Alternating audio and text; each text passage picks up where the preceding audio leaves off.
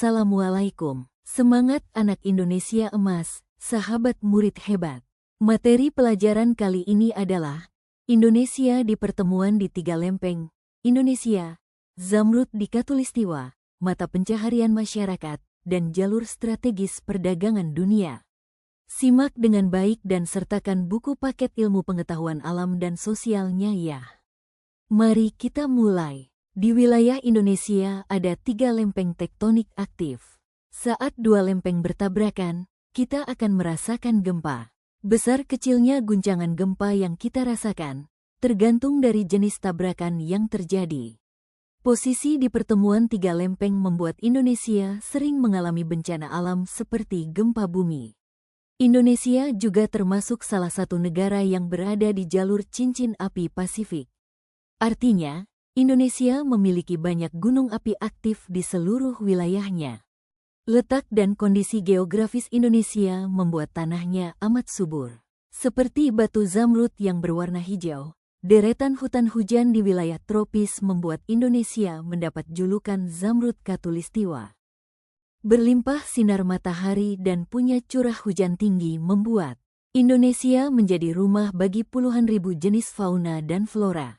Jumlah hutan hujan tropis di Indonesia adalah salah satu yang terbanyak di dunia. Seperti batu zamrud yang berwarna hijau, kondisi ini membuat Indonesia mendapat julukan Zamrud Khatulistiwa. Indonesia adalah satu dari 13 negara yang dilewati garis Khatulistiwa. Garis lintang yang membentang tepat di bagian tengah bumi, 0 derajat, disebut garis Khatulistiwa atau ekuator. Beberapa kota di Indonesia posisinya berada persis di garis Khatulistiwa ini, antara lain, Pasaman Barat di Sumatera Barat, Pontianak di Kalimantan Barat, Tinombo Selatan di Sulawesi Tengah, Kayoa di Maluku Utara, dan beberapa kota lainnya.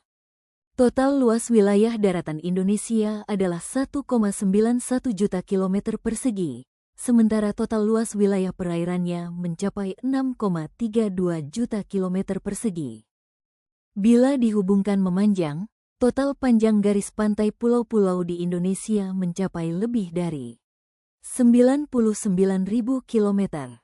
Negara yang sebagian besar wilayahnya berupa perairan disebut negara maritim. Hampir seluruh masyarakat yang tinggal di kawasan pesisir bekerja sebagai nelayan. Wilayah pantai dan kawasan bawah laut Indonesia memiliki keindahan alam yang banyak dimanfaatkan sebagai tujuan wisata. Keindahan pantai dan bawah laut Indonesia yang telah mendunia antara lain ada di Pulau Bali, Wakatobi di Sulawesi Tenggara, Raja Ampat di Papua Barat Daya, hingga Labuan Bajo di Nusa Tenggara Timur. Sebagian besar daratan Indonesia tanahnya subur, yang dapat dimanfaatkan dan diolah sebagai lahan pertanian dan perkebunan. Negara yang sebagian besar penduduknya bekerja sebagai petani disebut negara agraris. Indonesia adalah salah satu negara agraris terbesar di Asia dan dunia. Hasil pertanian Indonesia yang diakui dunia salah satunya adalah rempah-rempah. Di zaman penjajahan, berbagai negara di dunia berambisi untuk menguasai rempah-rempah di Indonesia. Pada saat itu, nilai jual rempah khas Indonesia bahkan lebih tinggi dibandingkan emas. Alur Laut Kepulauan Indonesia, ALKI, adalah alur yang ditetapkan berdasarkan Konvensi Hukum Laut Internasional untuk pelayaran dan penerbangan yang menghubungkan 2 perairan bebas, Samudra Hindia dan Samudra Pasifik. Laut dan selat di Indonesia berada di ALKI, sehingga wilayah perairan Indonesia merupakan jalur perlintasan perdagangan internasional. Indonesia berada di titik persilangan kegiatan ekonomi dunia, antara perdagangan negara-negara industri dan negara-negara yang sedang berkembang. Misalnya antara Jepang, Korea, dan China dengan negara-negara di Asia, Afrika, dan Eropa. Alhamdulillah. Kita sudah sampai di akhir cerita. Sahabat murid hebat, tetap semangat belajarnya, dan sampai jumpa di video cerita selanjutnya.